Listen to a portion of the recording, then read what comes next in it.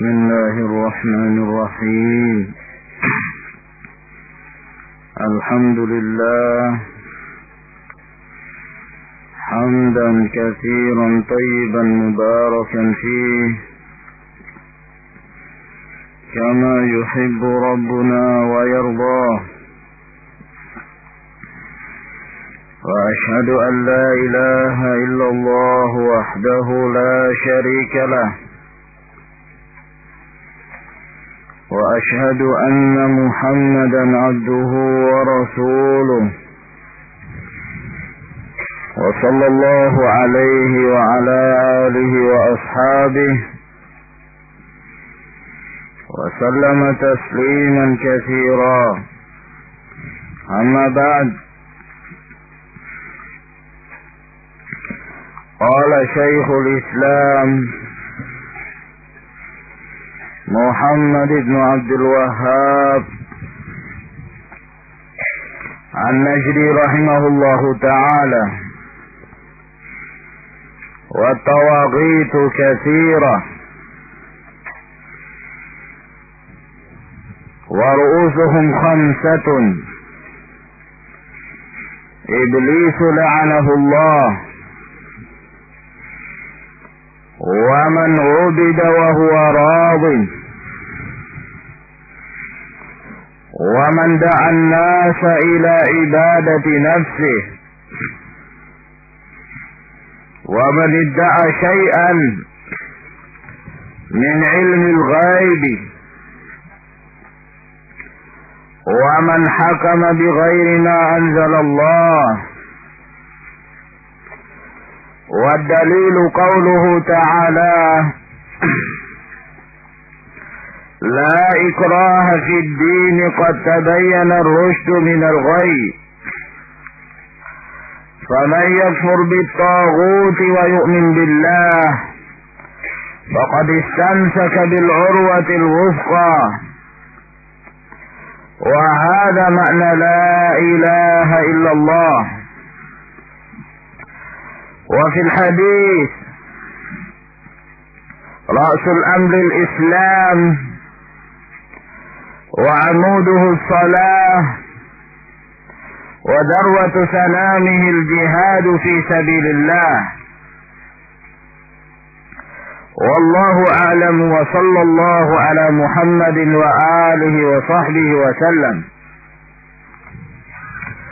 Pada pembahasan yang terakhir dari kitab Al-Usulus Salasah, maka beliau menjelaskan perkara yang menjadi lawan daripada tauhid,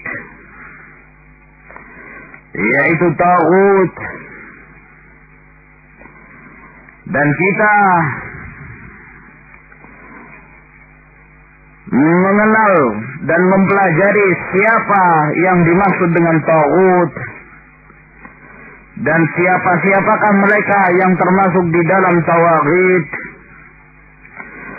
agar kemudian kita di atas kejelasan di dalam agama kita, sehingga kita bisa menghindar dan menjauh dari segala perkara-perkara yang membatalkan tauhid. Araftu syarra la li syarr, lakin li tawaqqih. Faman lam ya'rif syarra min al-khairi yaqa fih. Aku mengenal kejahatan itu bukan untuk menjerumuskan diri ke dalam kejahatan, akan tetapi untuk berhati-hati menjaga diri. Barang siapa yang tidak mengenal kejahatan dari kebaikan, maka dia akan terjerumus, maka dia akan jatuh dalam kejahatan tersebut. Maka dengan mengetahui lawan dan musuh-musuh tauhid, akan semakin terang sesuatu dan akan semakin jelas antara dua kelompok yang saling bertentangan, yaitu Hizbullah wa Hizbus Syaitan. Maka beliau mengatakan rahimahullahu ta'ala, wat tawaghitu katsirah. Tagut itu banyak. Sebagaimana yang telah terdahulu dari definisi taghut, semuanya yang termasuk ke dalam definisi tersebut, dialah yang disebut dengan taghut. Naam. Dan tidaklah disyaratkan seseorang untuk dikatakan taghut adalah kekufuran. Di antara mereka ada yang kafir dan di antara mereka pula ada yang tidak kafir. Kullu ma tajawaza bihil 'abdu hadda. Setiap hamba yang melampaui batas dan segala sesuatu yang memalingkan seseorang dari beribadah kepada Allah, memurnikan ibadahnya kepada Allah, ketaatan kepada Allah Subhanahu wa taala dan Rasulnya. Naam. Wa tawaghid jam'u taghut wa sabaqa tafsiruh. Telah terdahulu penafsirannya. Wa ru'usuhum khamsatun, tapi di sana ada pemimpin-pemimpinnya, tokoh-tokohnya, kepala-kepalanya. Dan mereka itu ada 5. Kata beliau zu'ama'uhum, yaitu pemimpin-pemimpinnya, wa muqalladuhum, dan yang diikuti. Itu ada 5 pemimpin mereka, ya. Dan selain 5 ini adalah statusnya sebagai pengikut, muqallid, mengikuti mereka ini. Yang pertama, Iblis la'anahullah. Ini panglima tertinggi dari kalangan tawaghit. Iblis yang telah menetapkan permusuhannya dengan anak cucu Adam,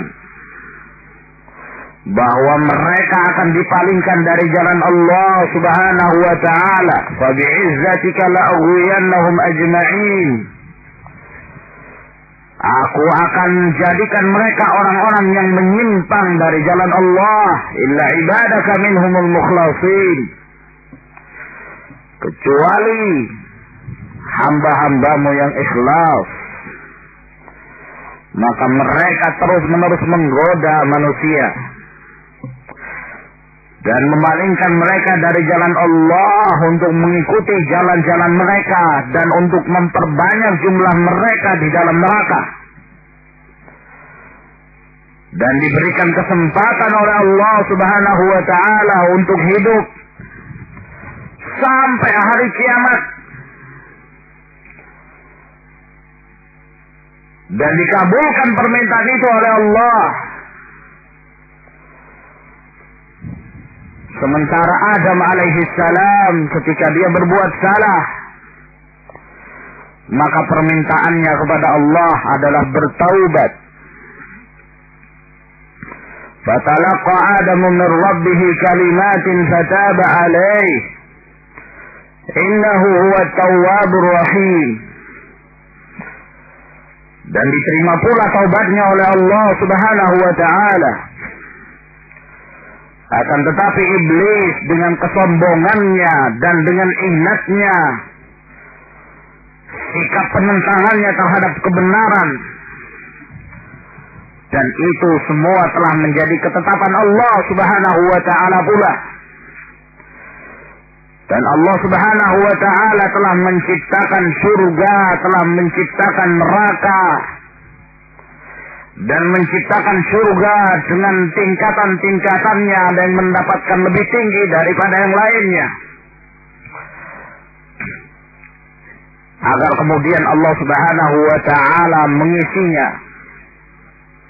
dengan para hamba-hamba yang taat minar rusul wal anbiya was salihin wasyuhada wasiddiqin. Demikian pula neraka telah menjadi ketetapan Allah Subhanahu wa taala bahwa di sana ada ashabus sa'ir. La amla'anna jahannama minal jinnati wan nasi ajma'in. Sudah kami tetapkan bahwa kami pasti akan mengisi jahanam itu dari kalangan jin dan manusia seluruhnya. Iblis huwa syaitan ar-rajim al-la'in. Iblis itulah syaitan yang terkutuk, yang terlaknat. Alladzi qala Allahu lah, yang Allah Subhanahu wa taala katakan kepadanya, wa inna 'alaika la'nati ila yaumiddin, dan sesungguhnya engkau dilaknat oleh Allah, padamu laknatku, kata Allah Subhanahu wa taala, sampai hari kemudian. Wa kana iblisu ma'al malaika fi suhbatihim ya'malu bi'amalihim. Dahulu iblis itu bersama para malaikat dalam hal menemani mereka, beramal dengan amalan mereka.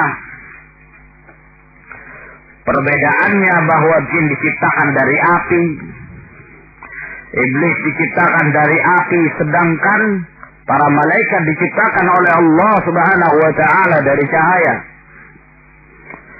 Demikian pula terjadi perbedaan bahwa jin mereka diberikan hawa nafsu. Berbeda dengan para malaikat. Mereka tidak memiliki hawa nafsu. Dan mereka taat terhadap apa saja yang diperintahkan oleh Allah Subhanahu wa taala kepada mereka.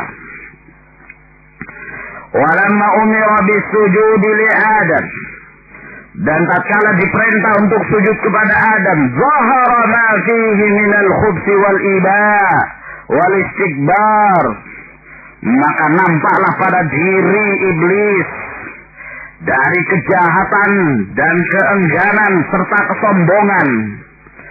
Fa'aba wastakbara wa kana minal kafirin, maka engganlah dia dan sombonglah dia dan termasuk dari kalangan orang-orang kafir. Faturida min rahmatillahi azza wa jal, sehingga dia pun diusir dari rahmat Allah Subhanahu wa ta'ala.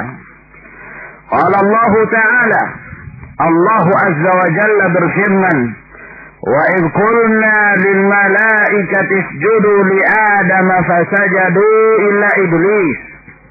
Dan ketika kami mengatakan kepada para malaikat, sujudlah kalian kepada Adam. Naam, sujud ta'zim, sujud penghormatan, bukan sujud ibadah. Naam. Fasajadu, maka mereka pun sujud. Illa iblis, kecuali iblis yang enggan untuk taat terhadap perintah Allah. Aba wastakbara wa kana minal kafirin.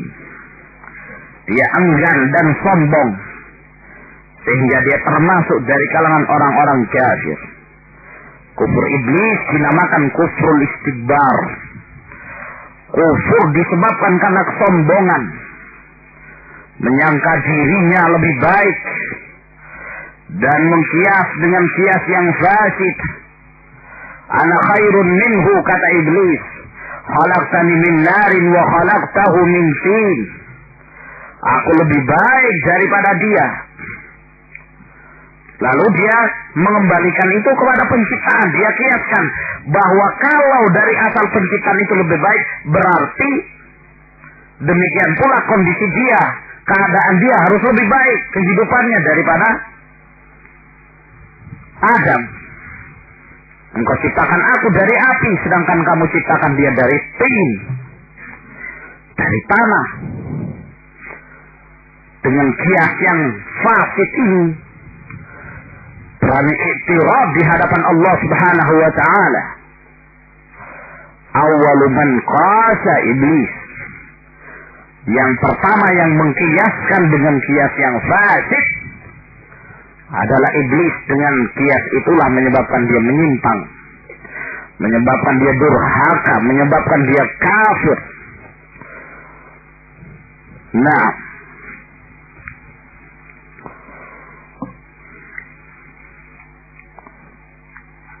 Ini yang pertama,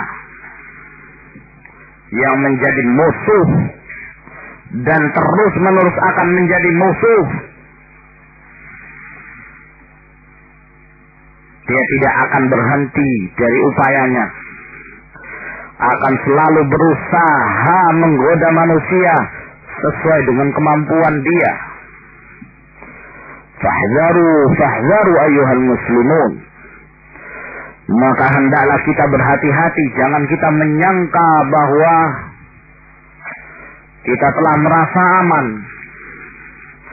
Jangan kita menyangka bahwa kita selamat dari godaan itu, dari penyimpangan-penyimpangan itu.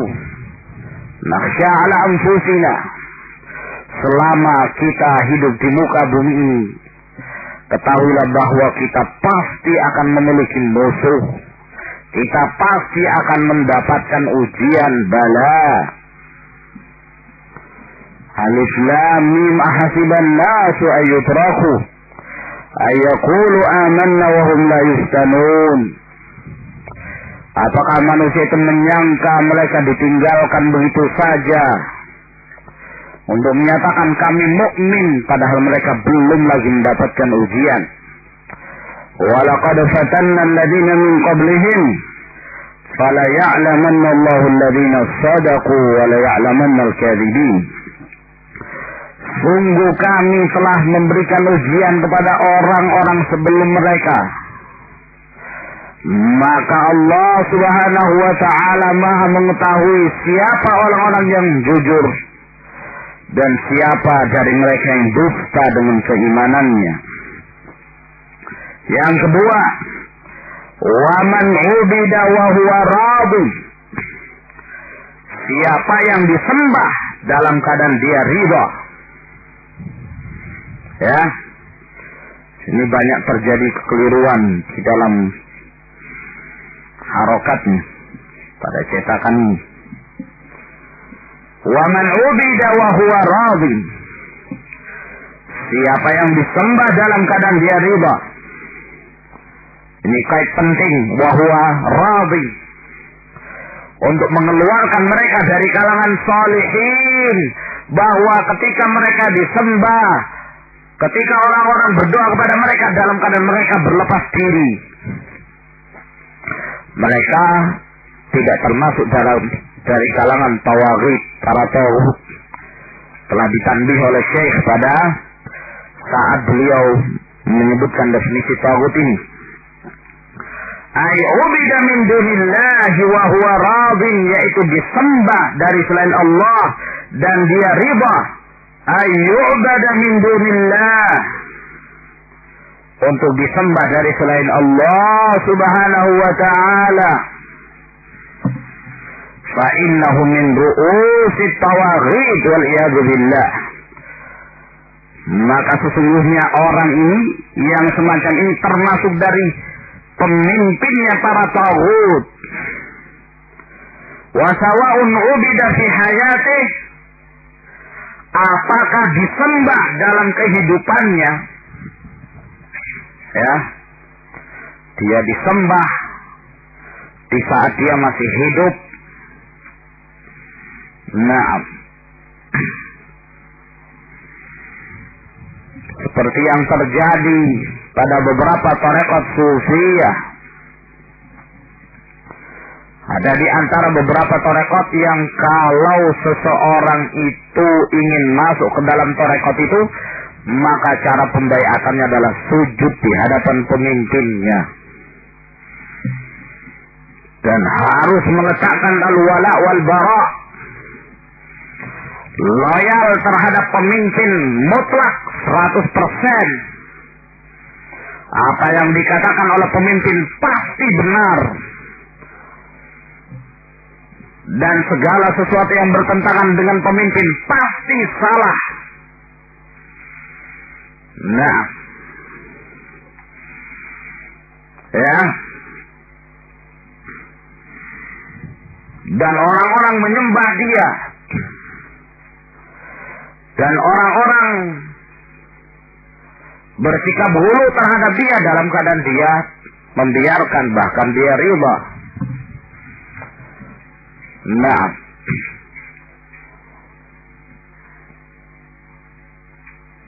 maka dia ini taghut. Dibiarkan orang-orang itu bersikap hulu. Ya, kalau dia meludah, murid-muridnya rampasan ngambil ludahnya, sapu di wajah. Ya, kalau dia beol, beolnya pun dianggap benda keramat. Jangankan manusia, sapi saja tainya diperebutkan. Dianggap kiai. Nah, ya, mana ini orang-orang Solo ini? Betul. Pernah lihat? Belum pernah. Nah, kisahnya masyhur. Wallahu a'lam, mana sendiri belum pernah lihat. Sapi dianggap kiai. Ya, sehingga kalau pas jadi kiai, tainya diperebutkan, kencingnya diperebutkan. Terlaluan orang-orang ini. Ya, la ya'qilun. Nah,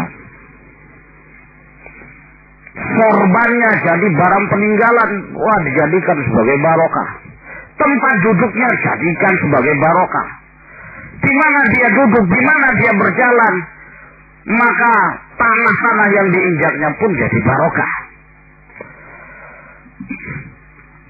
Itu semasa masih hidup. Orang-orang melakukan hal tersebut kepada dia dalam keadaan dia membiarkan di hadapan matanya. Berarti dia ridha dengan keadaan seperti itu. Dia membiarkan umatnya bersikap hulu, bersikap ekstrim kepada dia. Tabarruk dengan alasan mengambil barokah. Dan bahkan sebagian menggunakan beberapa dalil yang itu termasuk khasaisur Rasul, kekhususan bagi Rasulullah sallallahu alaihi wasallam. Tabarruk dengan azhar, dengan peninggalan-peninggalan Rasulullah sallallahu alaihi wasallam, khusus pada diri Rasulullah, dan itu pada zaman hidupnya Rasulullah sallallahu alaihi wasallam. Sebagian para sahabat, ya, mereka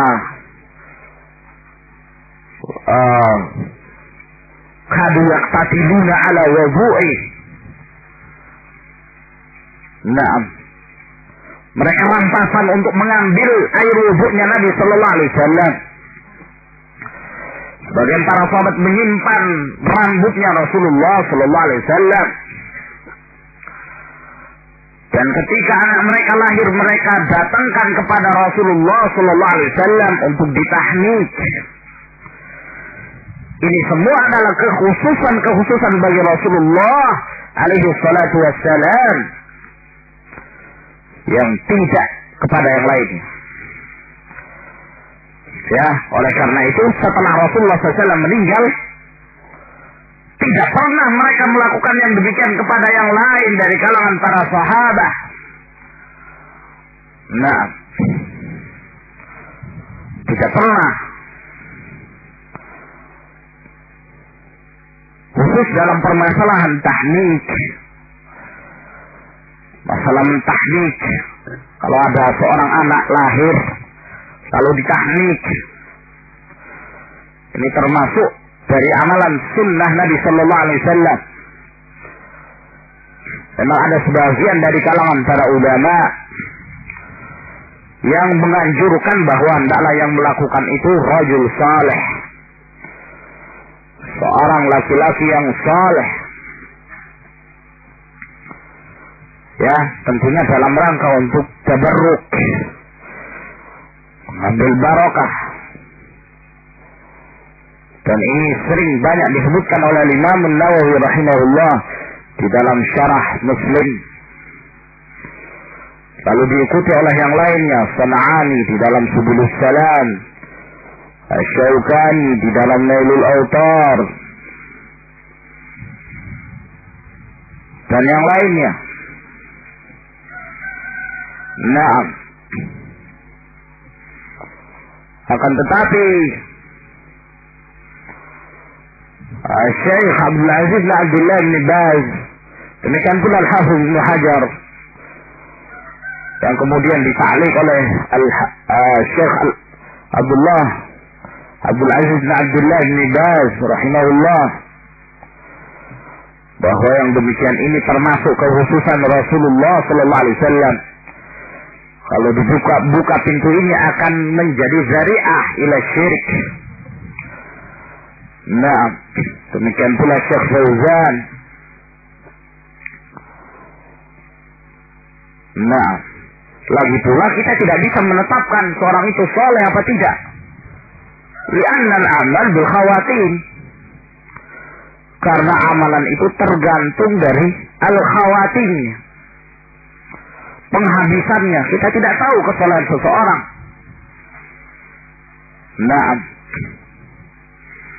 maka ini merupakan kekhususan, dan tidak diriwayatkan bahwa setelah meninggalnya Rasulullah SAW mereka mengirimkan anak-anak mereka kepada salah seorang dari kalangan para sahabat dalam rangka untuk tabarruk.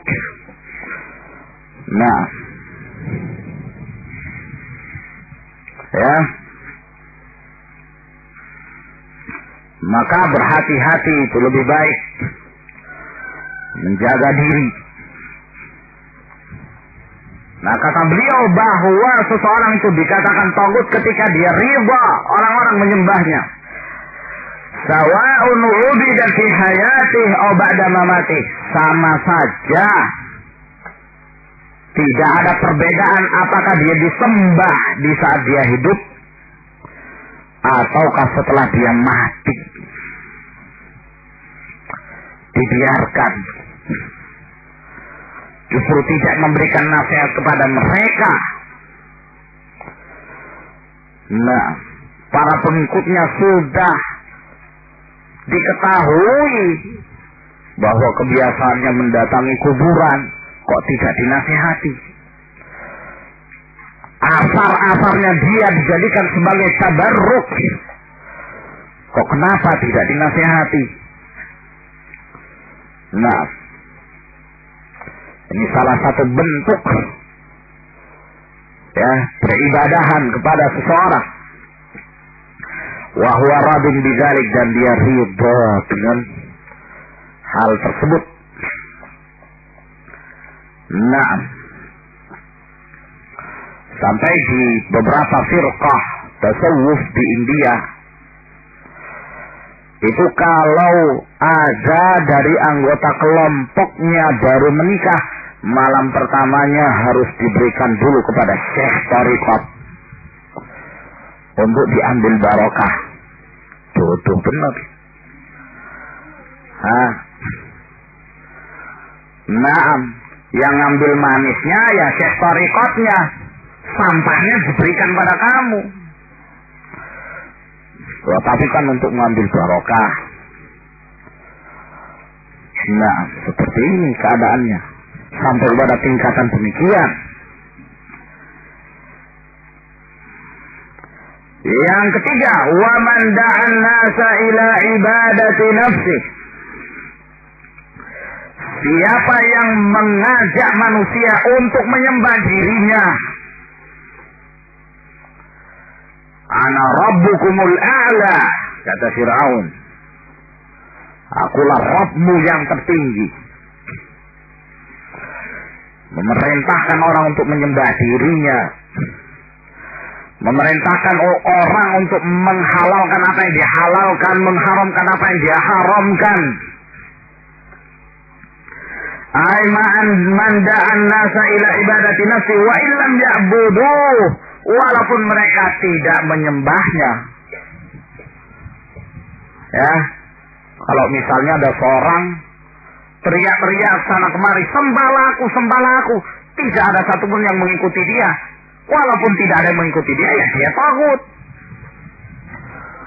Walaupun tidak ada yang menyembah dia, ya dia taghut. Karena mengajak manusia untuk menyembah dirinya. Fa'innahu min ru'usit tawaghid sawa'an ujiba lamma da'a ilaih am lam yujib. Atau am lam yujab. Apakah ya, maka sungguhnya dia termasuk dari para tokoh taghut. Apakah diterima dakwahnya itu, ada yang menyembahnya atau tidak ada yang mengikutinya. Yang berikutnya, yang keempat, wa man idda'a syai'an min ilmil ghaib, dan siapa yang mengaku memiliki sesuatu dari ilmu ghaib, mengetahui ilmu ghaib. Berkata Syekh Nu'utsaimin rahimahullah, al-ghaibu ma ghaba 'anil insan. Dikatakan sesuatu itu gaib karena gaib dari manusia, terhalangi dari manusia. Wa huwa naw'an, dan jenis gaib itu ada dua macam. Ada dua macam. Waqi'un wa mustaqbal. Ada yang akan datang, ada pula yang telah terjadi, yakni terjadi pada saat itu. Ada yang waqi', yakni sudah terjadi, hanya saja tidak diketahui, terhalangi kejadian itu. Ada yang akan datang, mustaqbal. Dua jenis. Faghaibul waqi' nisbi. Adapun terhalanginya sesuatu yang sudah terjadi, ya, gaib juga namanya. Ini nisbi.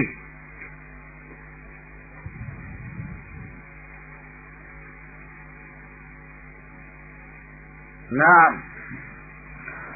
ini nisbi. Dalam artian, dalam hal pengetahuan, sebagian orang mengetahui, sebagian orang kadang tidak mengetahui. Dalam hal yang gaib, yakunu li syakhsin ma'luman wa li akhar majhulan. Bagi seseorang mungkin dia mengetahui dan yang lain tidak mengetahui. Kehilangan anak misalnya, seseorang anak yang hilang, ya ada yang mengetahui, ada juga yang tidak mengetahui.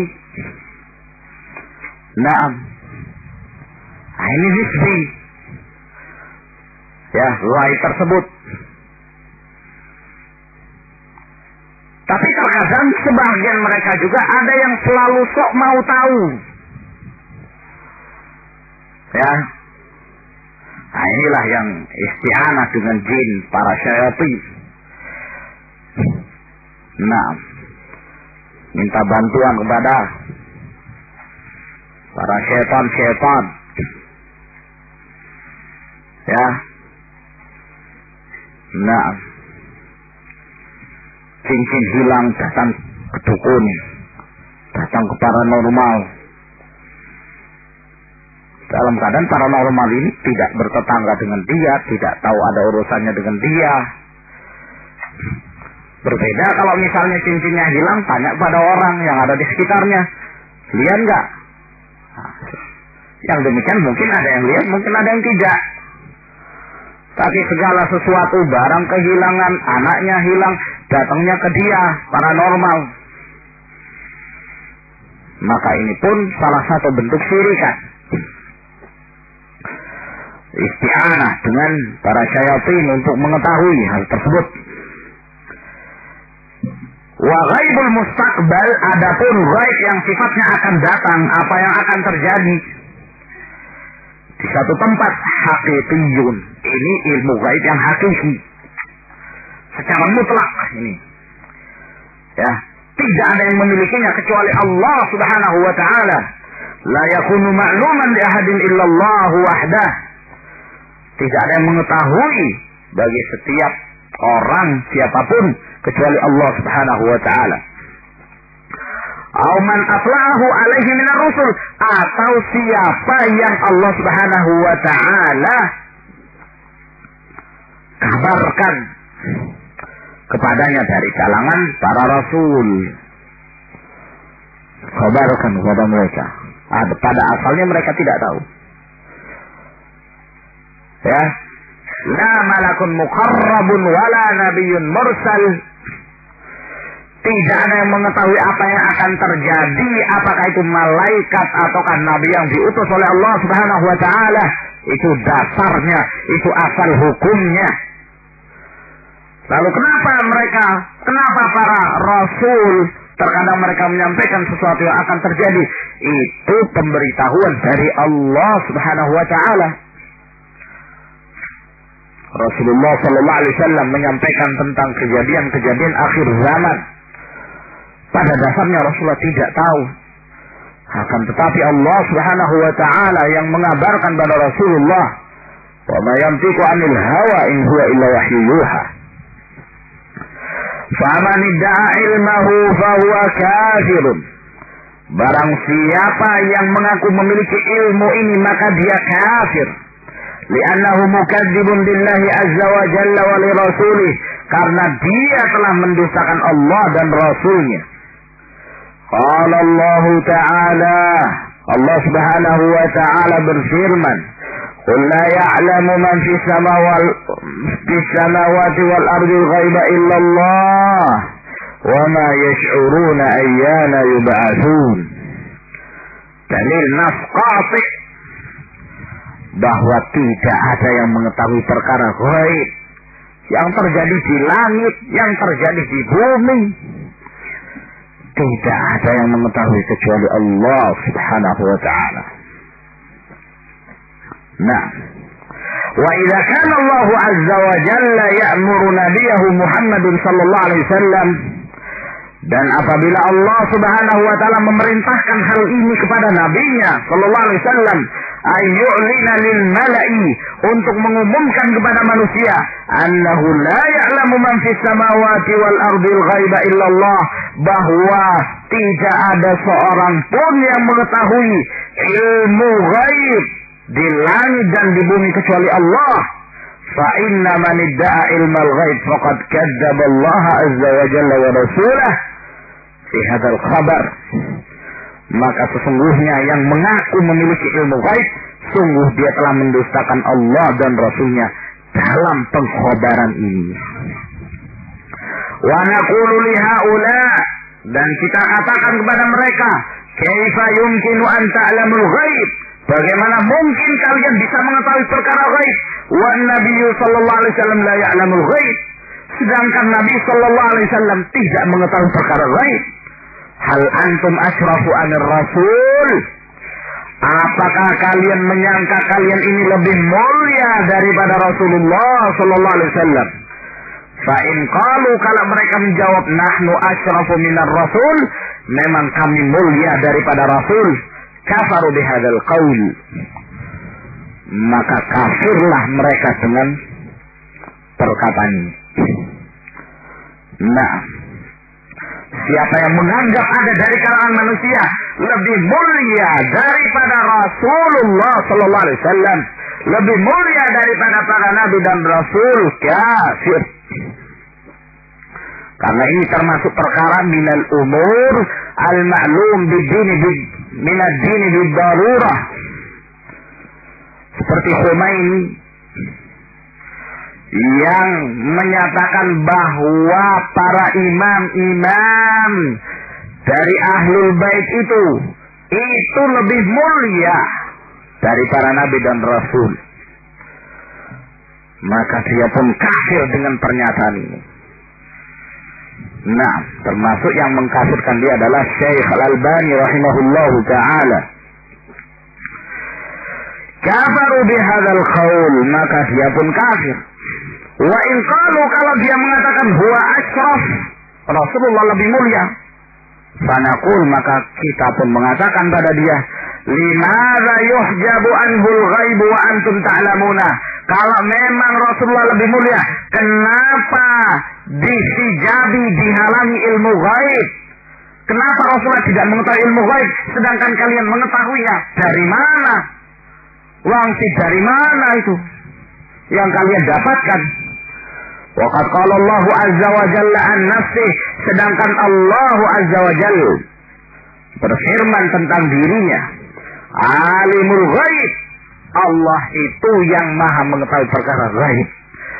Fala yuzhiru ala ghaibihi ahada, Allah tidak menampakkan yang gaib itu pada seorang pun, illa man irtada min rasulin, kecuali siapa yang Allah ridai, yang Allah kehendaki dari rasulnya. Fa innahu yasluku min baini yadayhi wa min khalfihi rasada, karena sesungguhnya dia harus melewati dari hadapannya dan dari belakangnya para penjaga-penjaga dari kalangan para malaikat, maka kalian tidak mampu menembus ilmu gaib itu. Wa hadhihi ayatun tsaniyatun tadullu ala kufri man idda'a ilmal ghaib, maka ini ayat yang kedua yang menunjukkan kafirnya orang yang mengaku memiliki ilmu gaib. Wa qad amara Allah Ta'ala nabiyahu sallallahu alaihi wasallam ayyu'lina lil mala'i biqaulih, dan sungguh Allah Subhanahu wa taala telah memerintahkan nabinya untuk mengumumkan kepada manusia dengan firman-Nya, "Qul," katakan wahai Rasulullah sallallahu alaihi wasallam, "La aqulu lakum indi khazainullah," aku tidak mengatakan pada kalian, aku memiliki gudang-gudangnya Allah, rahasia-rahasia milik Allah.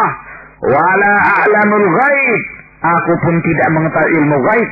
Wala aqulu lakum inni malak, dan aku tidak mengatakan pada kalian aku ini seorang malaikat.